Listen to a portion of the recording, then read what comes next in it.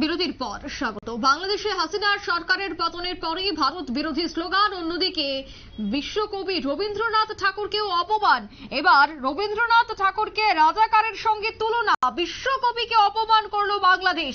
কবিগুরুর ধর্ম উল্লেখ করে সোশ্যাল মিডিয়ায় কুরুচিকর আক্রমণ নাগরিকদের। রবীন্দ্রনাথকে অপমান মানতে পারছে না ভারতীয়রা, তীব্র প্রতিবাদ চলছে।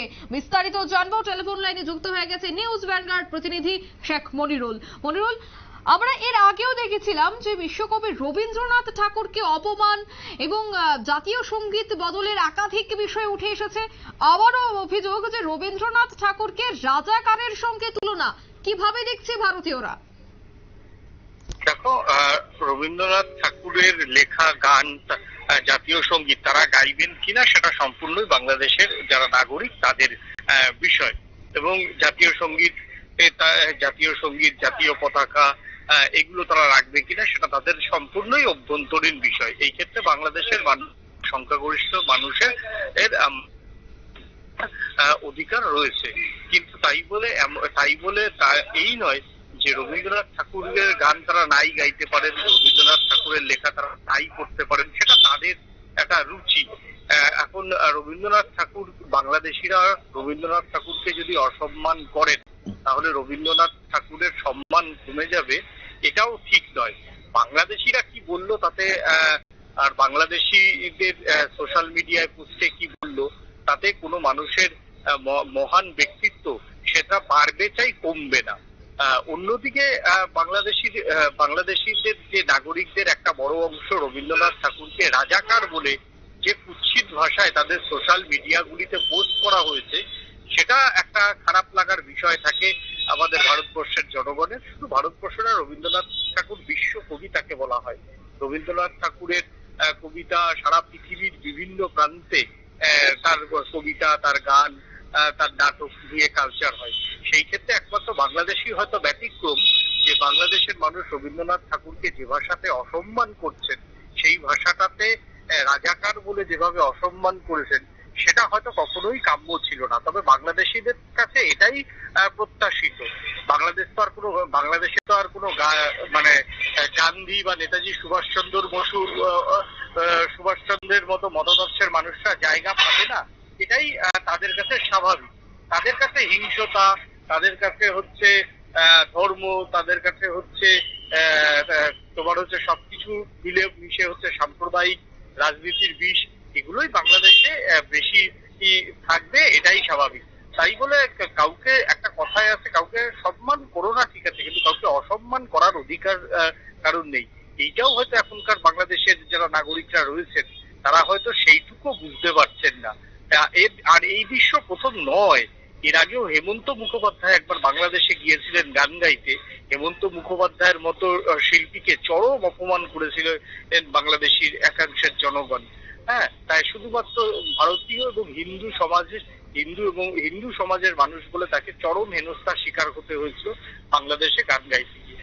এটা বাংলাদেশের কালচার, তাদের কালচার তারা এইভাবেই ফুটিয়ে তুলবে, সেটাই স্বাভাবিক। এবং সেখানে যখন সরকার সেই কালচারে মদত দিচ্ছে, বাংলাদেশের যারা তত্ত্বাবধায়ক সরকারের যারা মন্ত্রী এবং বাংলাদেশের সব যে ছাত্র দল আছে, সেই ছাত্র দলের একাংশ ঢাকা ইউনিভার্সিটির, তারা তাদের মদতে সেই কালচার আরো বেশি করে প্রাধান্য পাবে, সে কথা বলার অপেক্ষা রাখে না। এই যে ছাত্র আন্দোলন, সেই ছাত্র আন্দোলনের ফান্ডিং, সেগুলো নিয়ে বিভিন্ন সময় বিভিন্ন প্রশ্ন উঠেছে। তখন অনেক মানুষ মনে করেছেন এটা বাংলাদেশের অভ্যন্তরীণ বিষয়। অবশ্যই বাংলাদেশের অভ্যন্তরীণ বিষয়, এ বিষয়ে কোনো সন্দেহ বা দ্বিমত নেই। কিন্তু যেভাবে রবীন্দ্রনাথ ঠাকুর কে অপমান করা হচ্ছে, তাকে রাজাকার বলে সোশ্যাল মিডিয়াতে পোস্ট করা হচ্ছে, সেটা কোথাও একটা মানা যায় না। তবে এইটা নিয়ে বেশি ভাবার দরকার নেই, কারণ বাংলাদেশিরা, রবীন্দ্রনাথ ঠাকুর তিনি শুধুমাত্র ভারতের নয়, তিনি বিশ্বের কবি, বিশ্বকবি তিনি। সেই জায়গায় একজন বিশ্বকবিকে অপমান করা, ইউনূস একজন শিক্ষিত মানুষ এবং সেখানে ছাত্ররা সেই দেশ চালাচ্ছে, তারাও অনেকটাই শিক্ষিত এবং বলা হয় যে যুবরাই আগামী দিনের ভবিষ্যৎ, কিন্তু তাদের দেশ থেকে এই ধরনের বিশ্বকবিকে নিয়ে পোস্ট, কোথাও গিয়ে কি মূর্খের দেশে বাস করার মতো একটা কথা উঠে এলো? কি বলবে? দেখো, ইউনূস শিক্ষিত মানুষ, সেটা হয়তো রবীন্দ্রনাথ ঠাকুরের প্রাসঙ্গিকতা। রবীন্দ্রনাথ ঠাকুর বলেছিলেন যে স্বশিক্ষায় যে শিক্ষা লাভ করে সেই শিক্ষিত, যে পুঁথিগত শিক্ষা যে লাভ করে সে অশিক্ষিত।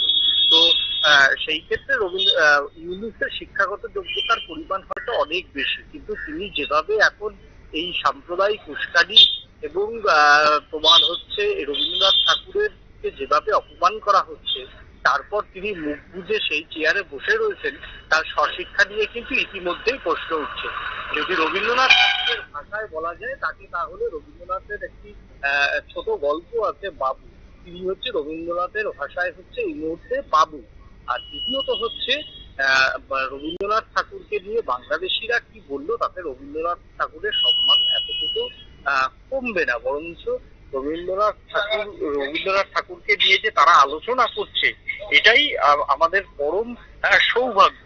এই তার মধ্যে যদি অন্তত 100 লোক গালাগাল করে যদি 5 জন লোকও রবীন্দ্রনাথ ঠাকুরের সম্পর্কে একটু পড়ে, রবীন্দ্রনাথ ঠাকুরের লেখা একটু পড়ার পর যদি স্বশিক্ষায় শিক্ষিত হয়, তাহলেই সেটা পৃথিবীর লাভ। অন্যদিকে বাংলাদেশের মাটিতে যেভাবে এখন তোমার হচ্ছে অশান্তি, প্রত্যেকদিন অশান্তি, সেই ক্ষেত্রে রবীন্দ্রনাথ গালাগাল করা, তাকে রাজাকার বলে দাগিয়ে দেওয়া, এইটা নতুন কিছু নয়। এটা তো হওয়ারই ছিল এবং হয়েছে।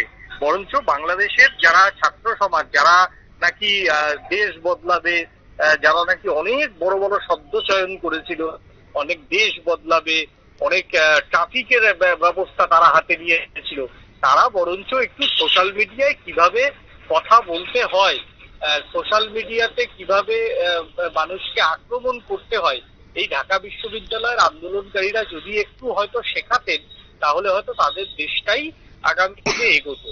বা তারা রবীন্দ্রনাথ ঠাকুর পড়বেন কি পড়বেন না, সেটা একেবারেই তাদের দেশের অভ্যন্তরীণ বিষয়।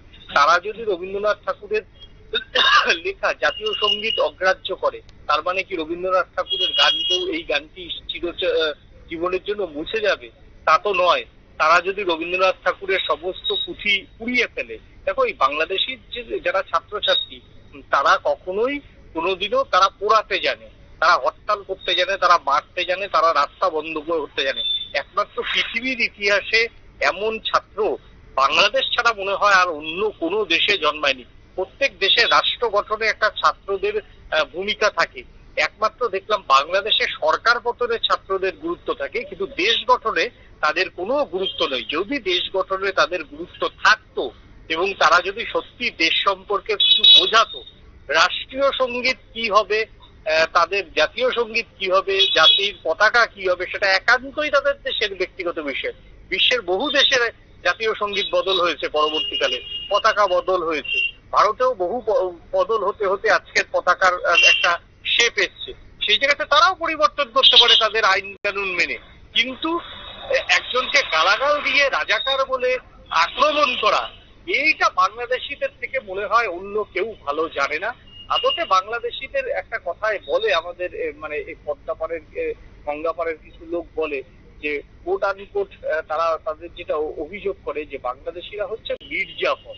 অ্যাকচুয়ালি মির্জাফর কিনা সেটা এই মুহূর্তে বলা সম্ভব নয়, তবে এইটুকু বলা যেতে পারে যে বাংলাদেশিদের কৃষ্টি, সভ্যতা, ভদ্রতা এবং মৌলবাদের একেবারে উগ্রতায় পৌঁছেছে বাংলাদেশের এখন সিংহভাগ নাগরিক। আর যারা পৌঁছাতে পারেনি, তারা এই মুহূর্তে বাংলাদেশের যে মৌলবাদীদের যে দাপাদাপি, সেই মৌলবাদীদের দাপাদাপিতে তারা একেবারে নীরব অবস্থান নিয়েছে।